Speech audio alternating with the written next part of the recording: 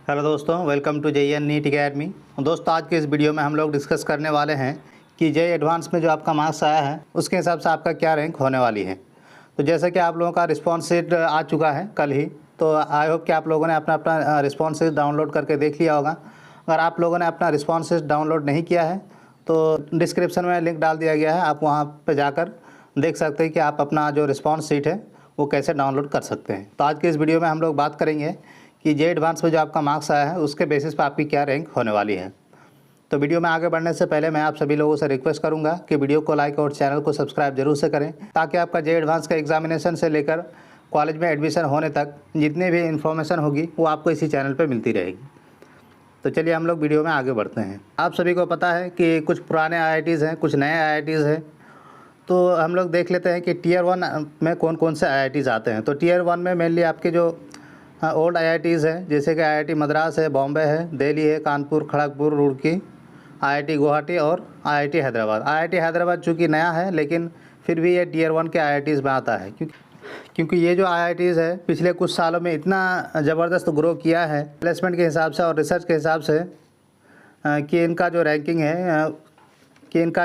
है ये कुछ पुराने IIT से भी बेहतर हो गए। जैसे कि IIT BHU, IIT धनबाद, ये दोनों काफ़ी पुराने IITs हैं, लेकिन इनको भी पीछे छोड़ दिया है IIT हैदराबाद में।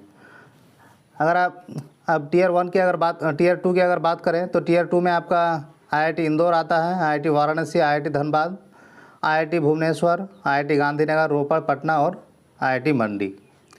अगर टीयर 3 की बात करें तो टीयर 3 में मोस्टली नए IITs हैं, जैसे कि IIT जोधपुर है, IIT तिरुपति है, भिलाई है, गोवा, पालाकाड और IIT जम्मू। ये आपका टीयर 3 के IITs है।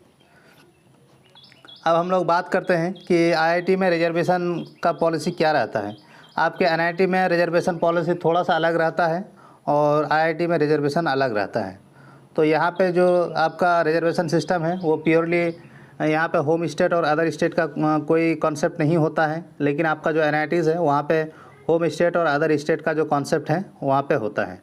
तो यहाँ पे आपका जो सिंपली सेंट्रल गवर्नमेंट का रिजर्वेशन सिस्टम है वो यहाँ पे IITs में आपका लागू होता है। जैसे कि आपका जनरल के लिए 40% सीट और EWS के लिए आपका 10% और OBC NCL के लिए 27% सीट का रिजर्वेशन होता है, SC के लिए 15% और ST के लिए आपका 7.5% सीट रिजर्व होता है और PWD कैटेगरी के लिए 5% सीट रिजर्व होता है और फीमेल कैंडिडेट के लिए 20% सीट रिजर्व होता है। अब बहुत सारे बच्चों के दिमाग में आ रहा होगा कि आप इतने सारे रिजर्वेशन में जनरल के लिए क्या बचेगा, लेकिन आपको मैं बता दूं कि ये जो 20% फीमेल का रिजर्वेशन है ये इन सभी कैटेगरीज़ में से आएगा और ये जो 5% रिजर्वेशन PWD कैटेगरी का है वो भी आपका इसी में से आएगा।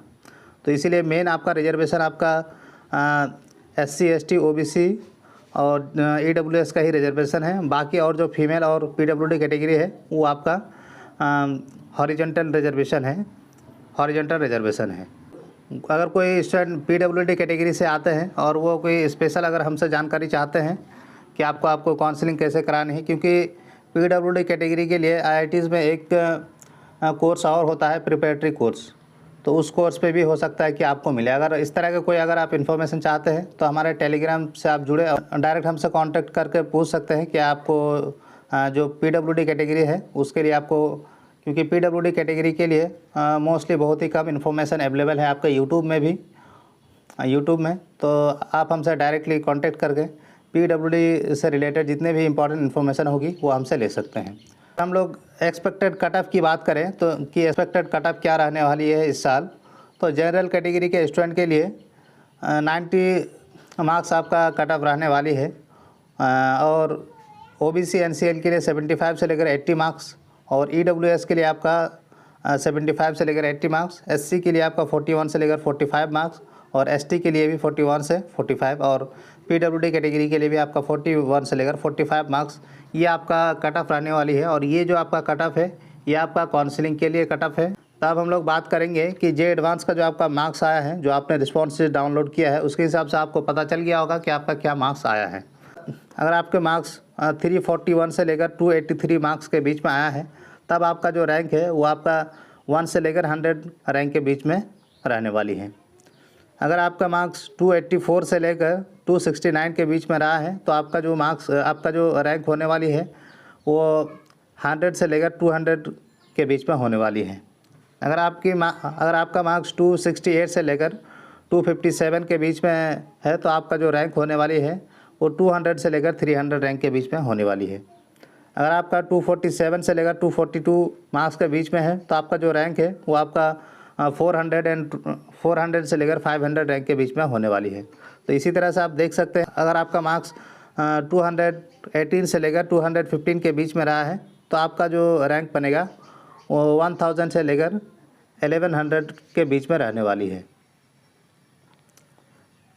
अब अगर हम लोग बात करें कि अगर 214 से लेकर 212 मार्क्स के बीच में है आपका तो आपका क्या रैंक होने वाली है, तो आपका जो रैंक होने वाली है 1100 से लेकर 1200 रैंक के बीच में होने वाली है। और 1200 से लेकर 1300 रैंक के लिए आपका जो मार्क्स होनी चाहिए वो 211 से लेकर 209 के बीच में होनी चाहिए। और अगर 1300 से लेकर 1400 रैंक के बीच में होगी तो आपका जो मार्क्स सही होगा 208 से लेकर 206 के बीच में होनी चाहिए। 2000 और 2500 रैंक के लिए आपको जो मार्क्स होना चाहिए वो आपका 190 से लेकर 180 से लेकर 180 मार्क्स के बीच में अगर है आपका तो जो आपका रैंक होने वाली है वो 2000 से लेकर 2500 रैंक के बीच में होने वाली है। अगर आपके मार्क्स 173 से लेकर 167 के बीच में है तो आपका जो रैंक होने वाली है वो 300 से लेकर 3500 के बीच में होने वाली है। अगर आपका रैंक 152 से लेकर 125 के बीच में है तो जो आपका रैंक होने वाली है वो 5000 से लेकर 10000 के बीच में होने वाली है। और अगर आपके रैंक 124 अगर आपका मार्क्स 124 से लेकर 97 के बीच में रहता है तो आपका जो रैंक होने वाली है वो 10,000 से लेकर 20,000 के बीच में होने वाली है। अगर आपका मार्क्स 97 से लेकर 86 के बीच में रहती है तो आपका जो रैंक होने वाली है वो 20,000 से लेकर 26,000 रैंक के बीच में रहने वाली है। तो आई होप कि आप लोगों को समझ में आ गया होगा कि जो आपका मार्क्स है उसके हिसाब से आपकी क्या रैंक होने वाली है। तो आप लोग कमेंट सेक्शन में अपने मार्क्स बता सकते हैं कि आप लोगों की आपके मार्क्स के हिसाब से कितनी रैंक आपकी आ रही है। तो आई होप कि आप लोगों को ये वीडियो इन्फॉर्मेटिव लगा है। अगर वीडियो इन्फॉर्मेटिव लगा है तो वीडियो को लाइक और चैनल को सब्सक्राइब जरूर से करें ताकि इसी तरह की इंपॉर्टेंट इन्फॉर्मेशन आपको मिलती रहे। Thank you so much for watching this video.